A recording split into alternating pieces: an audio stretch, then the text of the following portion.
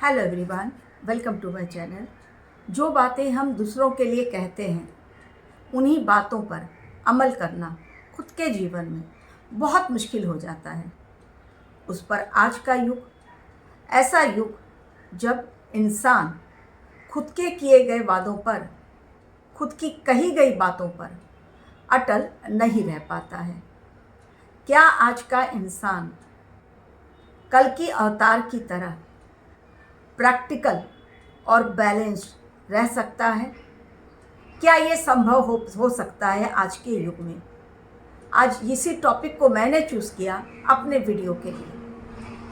कल की अवतार 64 कलाओं से लिप्त एक ऐसा मानव अवतार जो सिर्फ कहने के लिए तो मानव है, धरती पर भी हैं, लेकिन उनमें वो खूबियाँ, उनमें वो विशेषताएं जो एक साधारण इंसान उस बारे में सोच भी नहीं सकता। कुछ भी असंभव नहीं है। ईश्वर ने कहा है इस धरती पर, यानी इस संसार में रहते हुए यदि शिद्दत से किसी चीज़ के लिए कोशिश की जाए, डेफिनेटली हम उसे अचीव करते हैं।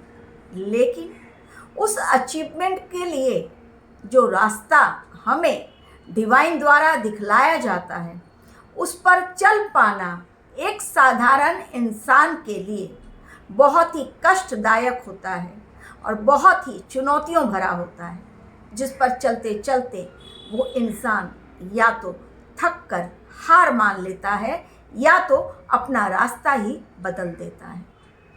प्रैक्टिकल रहना, बैलेंस्ड रहना, अपनी लाइफ को प्रैक्टिकल वे में जियो और इमोशन को साइड में रखो।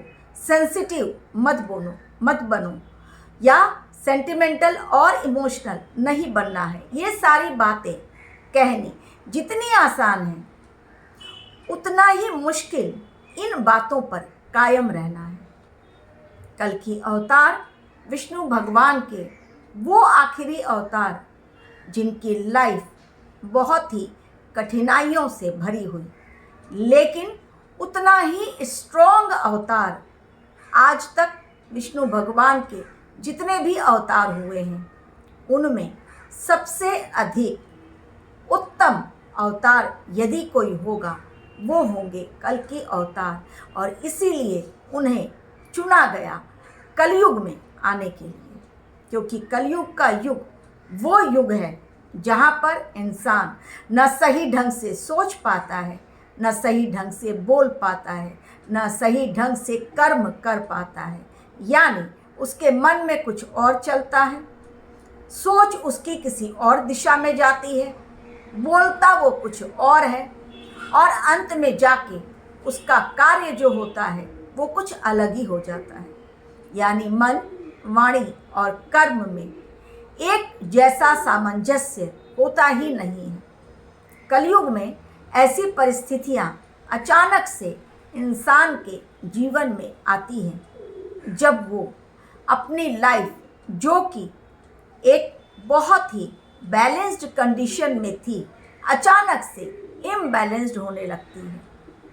वो दूसरों को तो कहता है, बहुत आसानी से कह देता है बी प्रैक्टिकल, लेकिन जब नियति उससे सबूत मांगती है कि तुम कितने प्रैक्टिकल हो, तो वो अपनी लाइफ को प्रैक्टिकल वे में नहीं चला पाता और उसे भी इम्प्रैक्टिकल बनना पड़ता है। यही तो नियति का खेल है। और इसी तरह से ठोक बजाकर नियति इंसान को सही युग यानी सतयुग में जाने के लिए तैयार कर रही है। जो इंसान प्रैक्टिकल और बैलेंस्ड होंगे वही इंसान मन, वाणी और कर्म में सामंजस्य बिठा पाएंगे और वही इंसान सतयुग में जाने के हकदार भी होंगे। कल की अवतार की लाइफ में भी ऐसी बहुत सारी उठापटक होगी जो उन्हें अपनी जर्नी के दौरान अपने मिशन में देखनी होंगी। वो उसके गवाह बनेंगे, लेकिन अपने इमोशंस को साइड में रखते हुए अपने सेंटिमेंट्स को साइड में रखते हुए कैसे प्रैक्टिकल रहकर बैलेंस कर सकते हैं वो अपनी लाइफ को, और दूसरों को एक ऐसा संदेश कि किस तरह से यदि इंसान चाहे तो अपने लाइफ को बैलेंस रखकर प्रैक्टिकल वे में अपनी लाइफ जी सकता है। उनके द्वारा दिया गया, उनके जीवन के द्वारा दिया गया वो अमूल्य संदेश पूरी मानव जाति के लिए रहेगा। अब कोई इसे समझ पाएगा, कोई इसे नहीं समझ पाएगा, क्योंकि कल की अवतार पर भी भरोसा बहुत कम लोगों को रहेगा। और अंत में जब इंसान देखेगा कि वो मजबूर हो गया है डिवाइन के हाथों, इस सृष्टि के हाथों, अब उसका कोई वश नहीं चल रहा है, तो डर के मारे अपने आप को बचाने के लिए वो शरण लेगा कल की अवतार की और उनकी भक्ति की तरफ मुड़ेगा। लेकिन यदि इंसान चाहे तो जैसा मैंने कहा, जो ऋषि मुनि होते हैं वो भी अपनी इंद्रियों पर काबू पा लेते हैं, तभी उनका सिक्स्थ सेंस इतना एक्टिव हो जाता है कि वो फ्यूचर को भी देख लेते हैं या उनकी कही गई भविष्यवाणियाँ सत्य साबित होती हैं। लेकिन इसके लिए उन्हें कठिन तपस्या करनी पड़ती है। तो बिना कठिनाई के सफलता जब कल की अवतार को भी नहीं मिलेगी तो भला एक आम इंसान को कैसे मिल सकती है। तो बात यह है कि क्या हम कल के अवतार की तरह प्रैक्टिकल रहकर अपनी लाइफ को बैलेंस्ड वे में जी सकते हैं या नहीं। बिल्कुल जी सकते हैं, लेकिन इसके लिए जो रास्ता हमें दिखलाया जाएगा वो रास्ता हमारे लिए कठिनाइयों से भरपूर होगा। तो क्या हम अपने आप को उन कठिनाइयों का सामना करने के लिए तैयार कर पाएंगे? यदि हाँ, तो हम भी कल की अवतार की तरह बैलेंस्ड और प्रैक्टिकल बन सकते हैं। यदि नहीं तो फिर हमारी लाइफ भी इम्बैलेंस्ड और इम्प्रैक्टिकल होकर रह जाती है।